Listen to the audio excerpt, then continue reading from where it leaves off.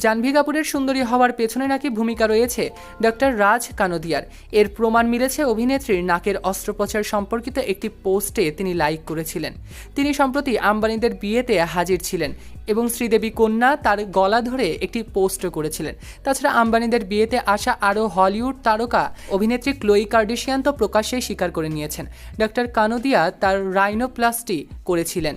তবে কানোদিয়ার এরকম কাজে বেশ বিরক্তি প্রকাশ করেছেন নেটিজনদের বড় একটা অংশ, কারণ HIPAA অর্থাৎ স্বাস্থ্য বীমা পেটোবিলিটি এবং জবাবদিহিতা আইন 1996 বিধি অনুসারে স্বাস্থ্যসেবা সরবরাহকারী এবং এরকম কোনো সংস্থার কোনো প্রতিনিধি রোগীর সম্মতি ব্যতীত সুরক্ষিত তথ্য ভাগ করে নেওয়ার অনুমতি নেই।